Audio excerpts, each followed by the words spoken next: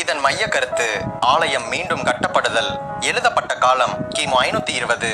முதலில் ஆகாய் புஸ்தகத்தின் பின்னணி பற்றி பார்க்கலாம். பழைய ஏற்பாட்டில் சிறையிருப்புக்கு பின்பு எழுதப்பட்ட 3 தீர்க்க தரிசன புஸ்தகங்களில் ஆகாய் முதலாவதாக காணப்படுகின்றது. ஆகாய் என்கிற பெயர் எஸ்ராவின் புஸ்தகத்தில் 2 முறை குறிப்பிடப்பட்டிருக்கின்றது. ஏசாயாவும் எரேமியாவும் உரைத்த தீர்க்க தரிசனம் நிறைவேறும்படியாகவும் தானியேலின் விண்ணப்பம் நிறைவேறும்படியாகவும் சிறையிருப்பில் இருந்த யூதர்கள் எருசலேமையும் அதன் ஆலயத்தையும் மீண்டும் கட்டும்படியாக அவர்கள் மறுபடியுமாக தாயகம் திரும்ப கிமு 538 பெர்சியாவின் ராஜாவாகிய கோரேஸ் கட்டளை பிறப்பித்தான்.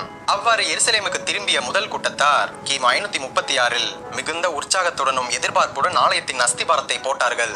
இருப்பினும் வெகு விரைவில் சமாரியர்களும் பிற அயல் நாட்டவரும் ஆலயம் கட்டும் பணியை எதிர்த்து தடை செய்து பணியாட்களை சோர்வுக்குள்ளாக்கியதால் கிமு 534 ஆலய பணி தடைபட்டு நின்றுவிட்டது. மக்களிடையே ஆவிக்குரிய சோம்பல் உண்டாகி அவரவர் தங்கள் சொந்த வீடுகளை கட்டத் தொடங்கினார்கள். கிமு 520 ஆகாய் தன்னை விட இளையவனாக இருந்த சகரியா தீர்க்கதரிசியுடன் சேர்ந்து கொண்டு செருபாபேலையும் மக்களையும் தேவனுடைய வீட்டை மீண்டும் கட்டும்படியாக தூண்டினார். 4 வருடங்கள் கழித்து ஆலயம் பிரம்மாண்டமாக கட்டப்பட்டு பிரதிஷ்டையும் செய்யப்பட்டது. முதலில் ஆலயத்தை மீண்டும் கட்ட ஆளுநராகிய செருபாபேலும் பிரதான ஆசாரியனான யோசுவாவும் மக்களை இயக்க வேண்டும் என்று அவர்களை உற்சாகப்படுத்த எழுதினார்.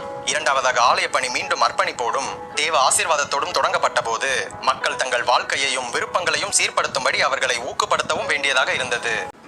ஏகமாய் துதிக்கும் போது இறங்கின மேகமே, ஏகமாய் துதிக்கும் போது இறங்கின மேகமே, ஆலயம் முழுவதும் மகிமையால் நிரப்புமே, ஆலயம் முழுவதும் மகிமையால் நிரப்புமே, மேகமே மகிமையின் மேகமே இந்த நாளிலே இறங்கி வாருமே.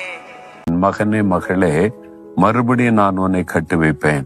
அப்படின்னா என்ன அர்த்தம்? உங்க வாழ்க்கை இடிக்கப்பட்டு கிடக்கலாம், உன்னுடைய பிசினஸ் இடிக்கப்பட்டு கிடக்கலாம், உன்னுடைய ஊழியம் இடிக்கப்பட்டு கிடக்கலாம், பிள்ளைகளுடைய வாழ்க்கை இடிபட்டு இருக்கலாம். ஏதோ ஒரு காரியத்துல இடிப்பட்ட ஒரு நிலைமையில மறுபடியும் கட்டப்படுமா என்கிற எண்ணத்தோட கலக்கத்தோடு இருக்கலாம். ஆண்டவர் இன்னைக்கு வாக்கு கொடுக்கிறார், நீ மறுபடியும் கட்டப்படுவாய், நான் மறுபடியும் உன்னை கட்டு வைப்பேன் என்பதாக ஆண்டவர் சொல்லுகிறார். உங்க வாழ்க்கை கட்டப்படும், உங்களுடைய பிள்ளைகளுடைய வாழ்க்கை கட்டப்படும், உங்களுடைய ஊழியம் கட்டப்படும், உங்களுடைய பிசினஸ் கட்டப்படும், உங்களுடைய வாழ்க்கை கட்டப்பட்டு நீ ஆசீர்வதிக்கப்படுவீங்க, நீ கட்டப்படுவாய் அப்படின்னு வாக்கு கொடுக்கிறார். மகனே மகளே, மறுபடியும் நான் உன்னை கட்டி வைப்பேன். அப்படின்னா என்ன அர்த்தம்? உங்க வாழ்க்கை இடிக்கப்பட்டு கிடக்கலாம், உங்களுடைய பிசினஸ் இடிக்கப்பட்டு கிடக்கலாம், உங்களுடைய ஊழியம் இடிக்கப்பட்டு கிடக்கலாம், பிள்ளைகளுடைய வாழ்க்கை இடிபட்டு இருக்கலாம். ஏதோ ஒரு காரியத்துல இடிப்பட்ட ஒரு நிலைமையில மறுபடியும் கட்டப்படுமா என்கிற எண்ணத்தோட கலக்கத்தோடு இருக்கலாம். ஆண்டவர் இன்னைக்கு வாக்கு கொடுக்கிறார், நீ மறுபடியும் கட்டப்படுவாய், நான் மறுபடியும் உன்னை கட்டு வைப்பேன் என்பதாக ஆண்டவர் சொல்லுகிறார். உங்க வாழ்க்கை கட்டப்படும், உங்களுடைய பிள்ளைகளுடைய வாழ்க்கை கட்டப்படும், உங்களுடைய ஊழியம் கட்டப்படும், உங்களுடைய பிசினஸ் கட்டப்படும், உங்களுடைய வாழ்க்கை கட்டப்பட்டு நீ ஆசீர்வதிக்கப்படுவீங்க, நீ கட்டப்படுவாய் அப்படின்னு வாக்கு கொடுக்கிறார்.